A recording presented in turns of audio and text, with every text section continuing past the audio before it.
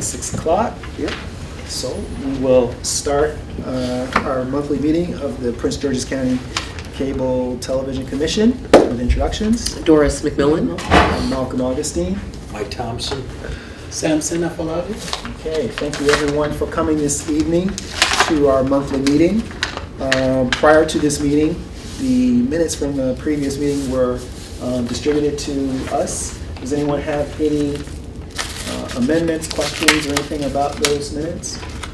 If not, maybe a motion to accept the minutes as presented. Well, I move that we accept the minutes. Second. January 28th. Great, all those in favor? Aye. Opposed? Aye. Hearing none? Okay, fantastic. Do we have any action items this evening? There were no action items. Okay. Great, so then we can just move then to monthly reports. Sure. For the month of January 2015, for Verizon, there were 9 open calls in the month of January and 9 closed calls. And for Comcast, there were 8 open calls, 7 closed calls, and 2 that remain outstanding. The first outstanding report is for customer Mr. Simmons. The original complaint date was August 2014. Customer has no less than 8 technical complaints into Comcast as early as May 2014. The customer has opened up several trouble tickets. Several times Comcast agent report that the trouble tickets were showing and their system is closed. However, the issues still prevail. As of 1/9/15, Comcast responded that there are no updates to provide at this time, but they will reach out to the technical team in an effort to shore up any outstanding issues that this subscriber may feel still exist. Have you heard back from the subscribers since early January? Since January?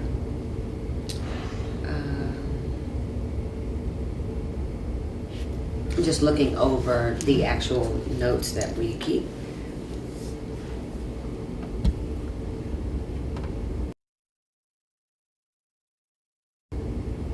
No, it does not appear that any outreach has happened between the Cable Commission and the actual subscriber outside of communication back in November. Okay.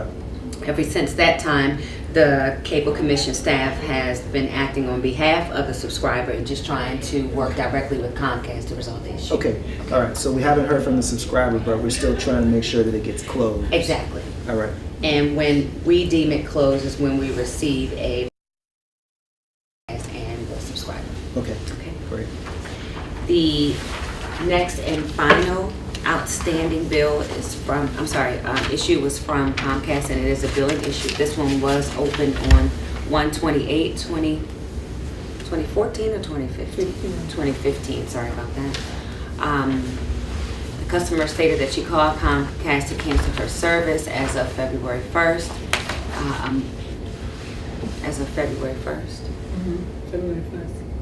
About a month now. Okay.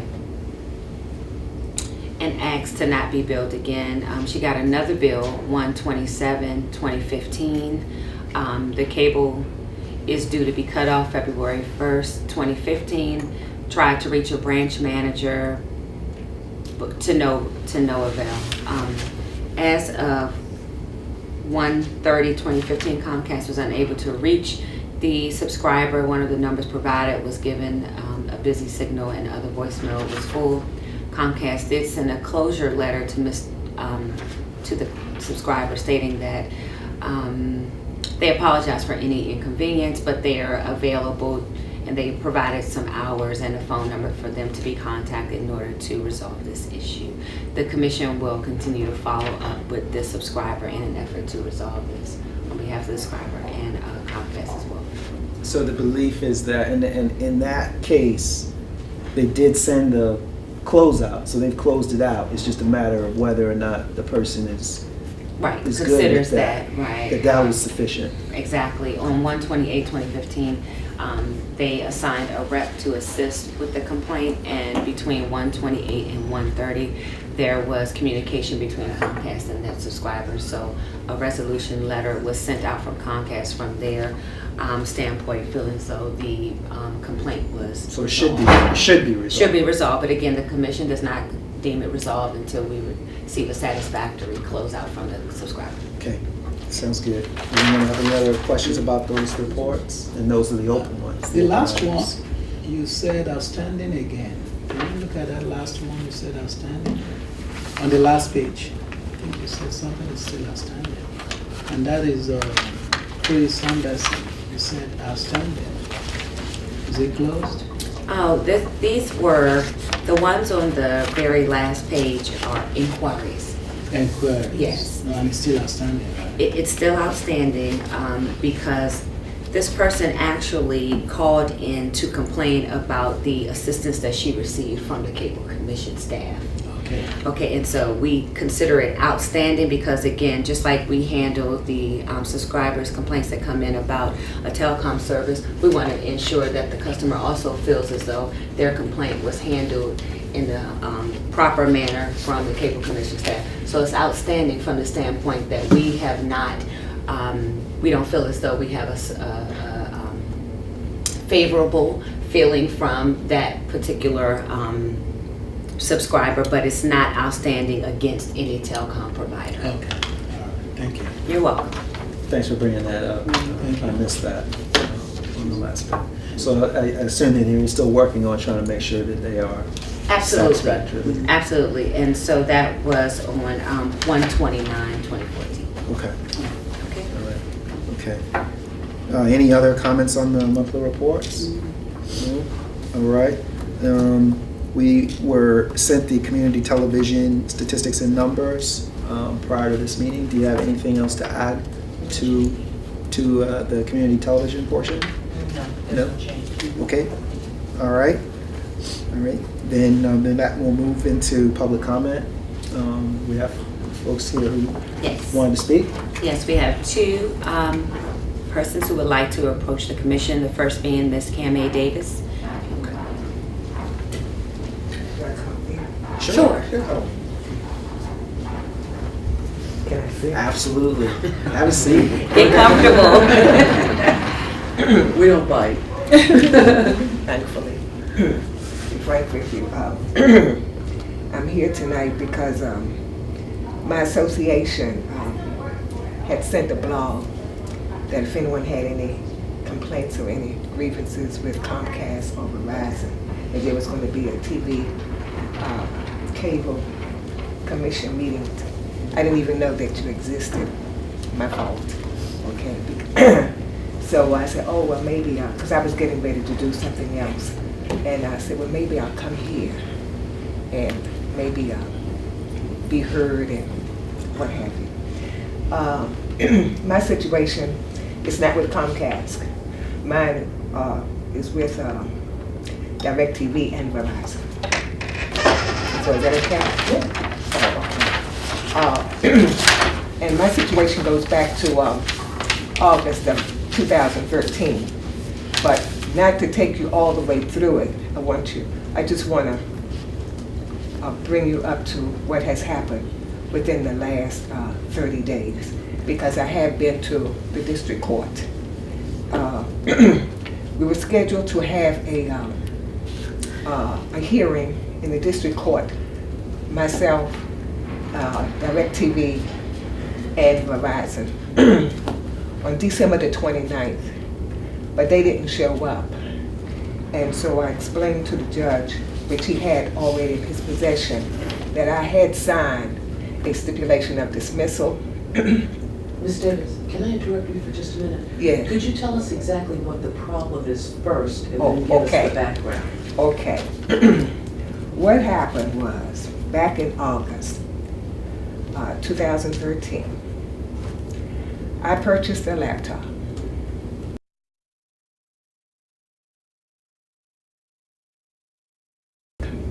you still using dial-up? Well, dial-up was satisfying me, okay. But I decided to purchase a laptop and go wireless. So I purchased a laptop from Costco, and I decided that I was going to utilize DirecTV for my wireless.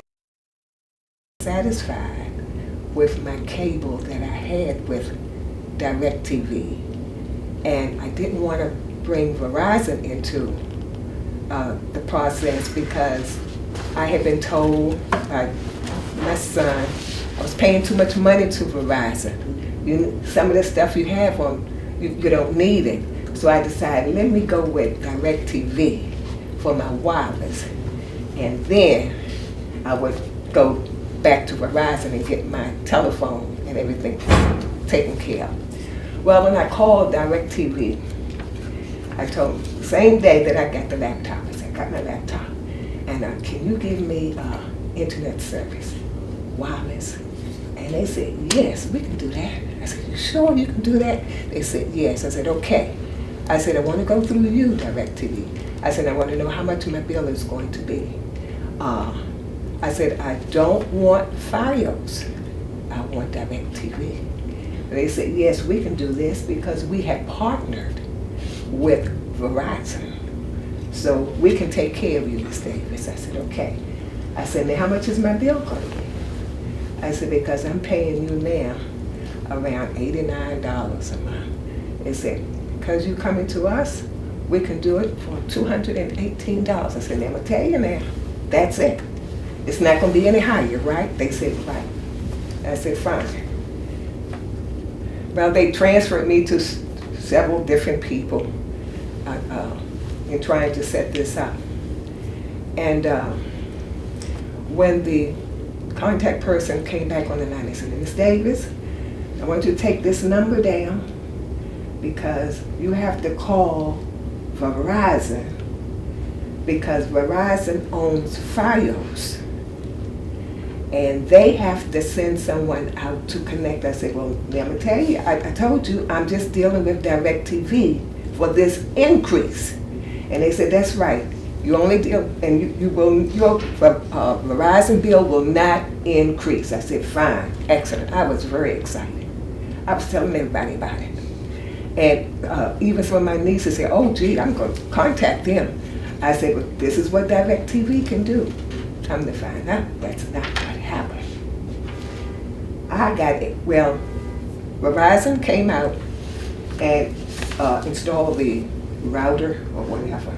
I might not get all this damn right, but anyway, they installed the router and set me up Fios. Fine. Next thing you know, the next month, a bill came in from Verizon. I said, this is not supposed to happen. Now, I had numerous letters that I had written to the Attorney General's office, Federal Communications, Verizon Customer Service, DirecTV. This has been going on since August of 2013. You still have service? I still have service with what they did, but from time to time, there were a couple of times that Verizon cut my Fios off. Because phone bill, my bill from Verizon, I didn't pay for the Fios portion because I didn't authorize Verizon to install Fios and bill me.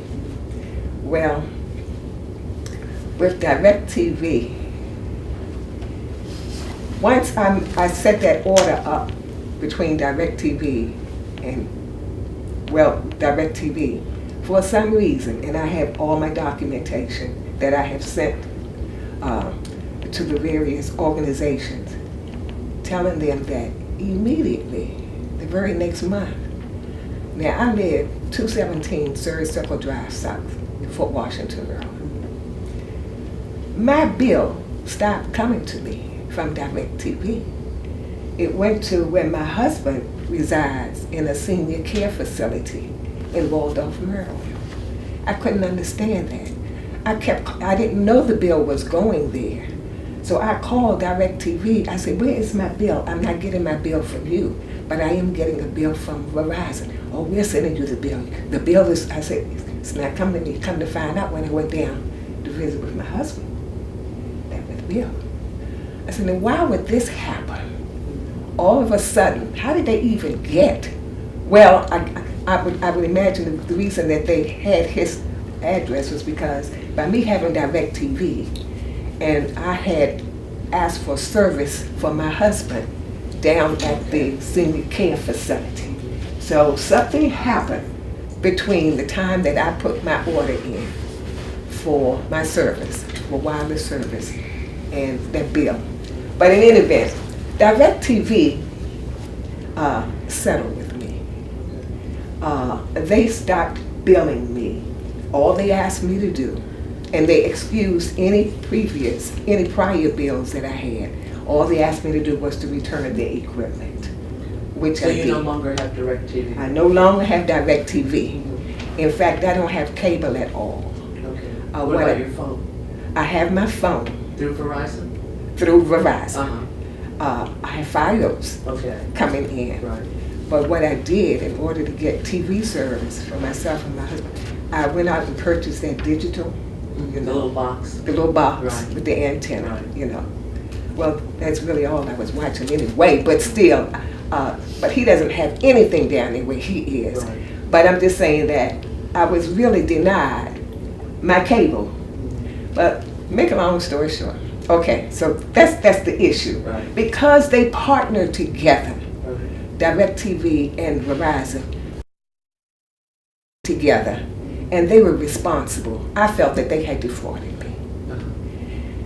So I went And to you took this to court? yes, I did. Okay. Went to court, and the scheduled date was December 29, and DirecTV nor Verizon showed up.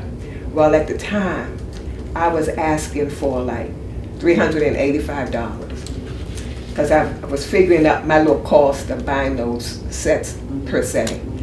And I asked for Fios, and I asked for DirecTV. I wanted to triple play. Okay. Okay. Well, when they didn't show up in court and the judge saw that I had signed the stipulation of dismissal, I signed it because Verizon sent me an agreement. And in the agreement, I asked them, Verizon excused all of my previous bills that I was owed also to them. Verizon wanted me to sign the stipulation, and they asked me if I had any changes, make my changes. So I did. I asked for the triple play bundle, which includes the Fios TV, plus the internet, plus the phone, at a pre-offered price by Stacy Juliana. You know how they send you this stuff in the mail? Right. You know. I asked for it at $89 plus taxes, with a waiver of equipment charge, RSN fee. I don't know what that is, but I saw that somewhere on some of their information. Installation and activation fee. Did you get it? No, but Merle Friedman, who's a senior paralegal, I faxed it back to her. And I have a copy of my fax stating to her, thank you for your consideration. I received the agreement and I'm sending it back to you with changes. And I asked her, would you please sign it? She didn't sign it on the 18th when I asked her, so I sent it back on the 20th. I said, would you please sign the agreement? And she signed the agreement. And that's when I went to court on the 29th, the judge decided we're going to, what was the term he used? We're going to postpone, or we're going to, what did he say? Anyway, he rescheduled. He said, we're going to reschedule this, Ms. Davis. He said, and He said, because you did sign the stipulation agreement, and the stipulation was for this. Right. So, and he mentioned to me, he said, now, you're only asking for $385. He said, are you gonna increase that? I said, yes, I am. So I went right across the hall and I filled out another complaint. And I asked for $10,000. Did you get their attention? Yes, I did. Okay. Because he rescheduled our hearing for the 10th of February and they both showed up. Uh-huh. So of course their attorney, Scott Gish, he's in Baltimore. He was there, plus someone representing DirecTV. So we came to a settlement agreement. They agreed to this agreement that Merle Friedman had signed, except for the $89. She said, excuse me, that they could give me the $94. I think they charged me $94, but they would give me a $5 a month credit on my bill. I said, fine.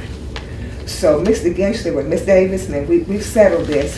He said, so, the judge is hearing other cases, so you can go home because, you and I, we have reached an agreement. That was my mistake. I should not have left, I should have stayed. So, but he did agree to the agreement. I mean, he told the judge this was the agreement, but I really should have stayed because I should have had something in writing. I felt I should have had something in writing from Verizon, So where do things stand now? Okay, so what happened was they had someone else there at the hearing from the executive office with Verizon. Her name is Lois. She called, she said, Miss Davis, she said, now I'm going to call you tomorrow. She said, I'm going to call you, no, this was on a Friday. She said, I'm going to call you on Monday. She said, what's the best time? She said, because we're going to set up everything for you to have the contractors come in and bring your equipment and so forth. She said, now what's the best time? I said, I'm an early bird. I said between 9 and 11 o'clock in the morning. She said, I'm gonna call you 9 o'clock. She did. She called me 9 o'clock, asked me how many TVs that I have, and so forth. I said, fine. She said, she said, when do you want to work, perform? I said, Friday. She said, I don't know if we can do it Friday. She said, I'm gonna call you back. So she called me back. She said, we can do it Saturday. Well, that Wednesday, she called me back. And she said, Miss Davis, I talked to Miss Friedman. And Miss Friedman said, she can't give you, because it's a triple bundle. You can't get that price of $89. And I have a letter to that effect. She said, because it's a triple bundle. She said, in fact, they can't waive my equipment. They can't waive the installation. They can't waive the activation fee. I said, but that's not the agreement. Okay, so is that the current problem that you have? That is right. All right, so the good thing is that there's a representative from Verizon here, Okay. who is two behind you right there, who Okay. likely, absolutely, I know that she can help to at least try to cut through and resolve it. Just so that you know, that the Cable Commission is responsible in this case for the television portion of your concern. But since you are trying to, get resolution on the triple play, which actually does include the cable as a part of that bundle, but that's what the Cable Commission has got responsibility for with regard to the FiOS, and that's what's part of that franchise agreement. Just so that you know that.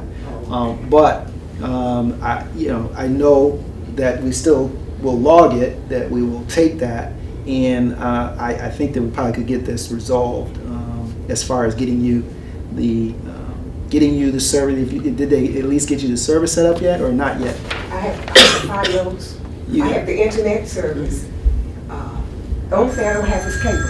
So that you don't have that yet? I don't have cable. Okay. I'm still using the digital box. Yeah, so I'm sure we can get that. Well, they should be able to get that squared away, and we definitely log it to make sure. Again, we also do not control pricing.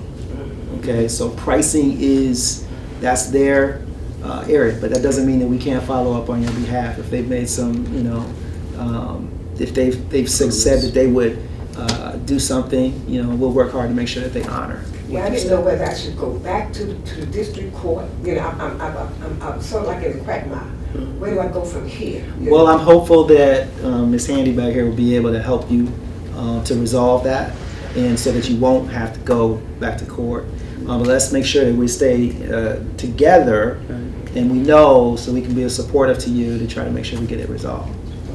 All right? All right. I really do appreciate you coming. We will definitely Thank follow you. up. And you Okay, can this is share my it. first time here. I wasn't sure whether, this was my avenue. It is. Well, But, here you are. Okay. That's the woman right there. You just go right there to her and Okay. right now, Oh, okay. Okay. without delay. Oh. She'll get your information. Do you want to wait to hear this one, in case I'm involved in that too? Oh, you are? Oh, you're Yeah, we have busy. somebody else that Oh, wants. no, I know that. I just Oh, want to you make just sure. right Yeah, now. that you No, will what I have- meant by that was I just want to make sure Okay. that she gets connected with you. That's Sure. all. Okay. Okay. I'm sorry. Thank you, Ms. Davis. Thank you. We have another subscriber that would like to approach Absolutely. the commission, Mr. Lee Richardson. That's me. Okay. Great. Y'all don't get too many visitors, do you? I saw the eyes when I was sitting in there like, oh, who's this guy? I'm in the rural part of the county, so I'm the last area to get connected, so to speak. Unfortunately, we're not going to get connected. I looked on Verizon's franchise agreement today, and it said, a certain percentage of the area, majority of the area. But I think it's kind of arbitrary the way they decided to stop the line, at least on my road. I live on Eagle Harbor Road. I also noticed in the franchise agreement that they've agreed to offer cable service to the town hall, which is down in Eagle Harbor. That's my understanding, it's not there yet either. So my question is it coming, isn't it coming? So, a couple things, at least for me, at least to start. I mean, you live in an absolutely beautiful part of the county. Thank you. Just start with that. I mean, I don't know if folks have been down there or not. I mean, but it really is. It's beautiful down there near the Patuxent River. It's really just, you're very fortunate to be down there. Although you Right. are also a little bit isolated, That's you true. know, by being that far down there. And you want to bring TV in, mess up the beauty? Well, I've got 2 satellite dishes on the roof, so. Oh, okay, yeah. Yeah. So there are two. We do have the 2 contracts, and I do think that I know that there has been discussion around the whole Eagle Harbor area in the past, and I don't know that it does meet the threshold as far as the density. Right, and unfortunately, I can't really speak to that without having both franchise agreements and going directly to those specific areas of the franchise agreement. But that is something that I can follow up with you to let Right. you know So exactly. just so that what- you know, so we have the 2 franchise agreements, and within those franchise agreements, there is a certain requirement based on the level of density of people who are living in the space. Right. And if there is that level of density, then it is required under the franchise agreement that they bring that service Right. to the areas. But Right. what happens, of course, is that in the areas where it doesn't quite meet that threshold, it makes it hard for Yeah. for I've been everyone. on our main road forever, and the guys started December, and they were coming down my road. I was like, oh, this is great. I asked the guys, you coming? Oh, yeah, we're going to Eagle Harbor. Great. There are 4 telephone poles from my house. I said, why'd you stop? Well, the survey crew said, this is where we're stopping. I was like, really? Mhm. You're And 6 yeah, tenths, 8 tenths down the road, I'm a mile down the road, you're 2 tenths away at that, Mhm. and all of a sudden you stop. House across from me, 3 other houses all sitting there waiting, Right. wanting it. Yeah. I'll dig the trench. Understood.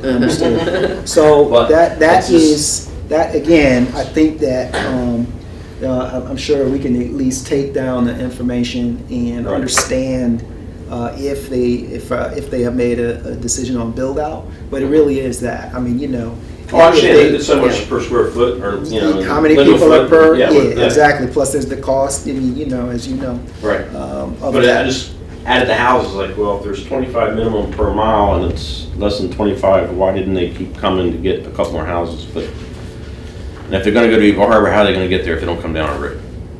If that's part of the requirement of the agreement. Yeah, no, understood. So what we can do is we can check, because I'm not sure that as a municipality, whether or not Eagle Harbor has a franchise agreement or not. I'm not sure if they I don't have a think that they franchise. would. No, it's in Wouldn't there, have one. it's in the agreement, they're listed as one of the municipalities that has joined on to the contract. Well, now, so it may be listed that way. Right. But what I'm saying is that might be in error. I don't believe that Eagle Harbor has. Its own franchise agreement? Right. I would have to go back and look. Yeah. Yeah. It looked I like it don't was believe they joined in with the main agreement. Yeah, so there are negotiations. It probably is it may be part of the documentation is there, but it doesn't mean necessarily that they actually have Okay. a separate franchise agreement. Okay. Because again, it's the same situation where the franchisors, they also have a certain criteria. Right. Same thing, density. Right. And the way it's set up, we are responsible for the county, but each municipality, if they meet the certain criteria that that they choose to try to get a franchise from them, these two have the ability to do that, then they would do that. But if it doesn't meet that, Right. if it didn't meet that, even though it may have been part of some documentation that you saw, then they probably don't have a. So is that contract invalid then? In one of the subsections, it lists the town hall as being provided free service? You're Along saying, with all the other, oh yeah, it's right in there. and now, what contract is that? Verizon's 2006 agreement? It was on y'all's website. I pulled it There- up. Verizon? Yeah, it's We'd one have of to the- check. It's one of the subsections at the Yeah, end. we'll check. Yeah. We'll check I was to see. surprised, because there's no way it's in Yeah, there. because again, It's even there. though it might be there, but the municipalities, which are, Eagle Harbor is, and Right, it's its yes, it own is. municipality, so it would have its own franchise agreement, just so you understand that. So it may have listed those that could be a part of it, but actually this entity, the county's one, actually deals with the unincorporated areas. It doesn't actually deal with the municipalities. The municipalities have their own, but we still will be able to follow. Yeah, up. we'll help you as much as possible. I just don't want to say too much without having it, right in front of Yeah. you. I'm not in Eagle Harbor, by the way. I'm in the unincorporated area. Understood, but even to your point of Yeah. that, if they're But going that's to when Eagle they asked me Harbor. to come and ask So they me gotta about pass this too. Sure, yeah, understood. Yeah. Understood. So I'm sure we got your information as well. I don't know, have you contacted the commission Yes, at all? one of the ladies sent me Bridget Stevens. Okay, Yeah. wonderful. But So I'll that get means we it have to your you. information then. And Okay. then the other thing I would also just suggest that you also speak to them and just Okay. share directly with them your address. They may have some insight into whether or not, there's a potential Okay. one way or the other. I mean, if you're saying that they've brought FiOS, to a certain extent. Yeah. However, they obviously, Oh, no. it's strictly based on, it's a financial decision that they have to make. Right. Particularly in those areas where it doesn't meet the places where it's required. You know what I mean? So there are certain places where it is required because of the level of density. Then there are those that, that are beyond Right. that. That goes back to the question as a taxpayer, the county entered into an agreement with Verizon and Comcast to provide service. It was several years ago, there was a big push to provide internet service to everyone in the United States, which was kind of a crazy idea, but that was the idea. And we have run millions of miles of FiOS all over the place. As far as Nanjmoy, I don't know if you've ever been in Nanjmoy, that is, Far. yeah, it's far, it's way far. But, so somewhere that cost was absorbed by somebody. Actually, the way that it is set up, there is a part of that franchise agreement is where that you're talking about. That's where that tax actually comes in. Correct. So that's so if you don't have this service, then you are not paying. There's a franchise fee and there's a couple of other fees that are in there that you actually are not paying. Okay, because you're not getting that bill, and that bill is some of what the county does use to try to help to build up some of its infrastructure. It does do that. Okay, Right. but if you're not on it, like you're saying, you're not paying for it. Okay, because it's not anywhere else. I mean, that's where it comes from. With regard to this use of the rights of way. Was there something also, one of the people at Indigo Harbor's questioned this, that there was some federal grant possibly available to certain areas that can't get the service to help pay for the cost to get this type of service? Do you all know anything about that? I am not familiar with that, sir. I didn't know about it either. They just Yeah. asked me out of the blue, so. Mhm. We can help you. Okay. Give you Try to take a look. Yeah. Okay, Mhm. all right. Yeah. Okay, sir? All right, thank you very much. Thank you for coming, Yeah. absolutely. Okay. And as I said, you get your information, we'll see what we can do. Okay. All righty? Thank you. Okay. It's the Comcast. Anything particular to report this evening? No, I do not. Okay. Is there any status on that, on the build out that was going on? Is that all done? Actually, I'll have to get an update. I don't have one right now. They're Okay. still building. So Mhm. They're still running today. In case you wondered. Yeah. I will get an update and send it along to you. Okay. and stuff. So All right. I'll do that first thing tomorrow. Great, good. Okay, good. And from Verizon? I haven't heard for it. No, nothing specific today? All right. Okay, great. All right, so then we'll move into, does the staff have anything particular that need to talk about this evening or anything to bring up? No, not at this time. Okay.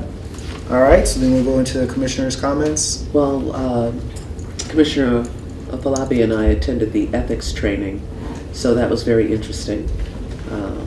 Find out what's expected of us as commissioners. So I was thankful for the opportunity to go. Yeah, we were both students then. Yes. Great, great. Okay, Mr. Thompson? Nothing for me. Okay. Mr. Afolabi? I'm fine. Okay.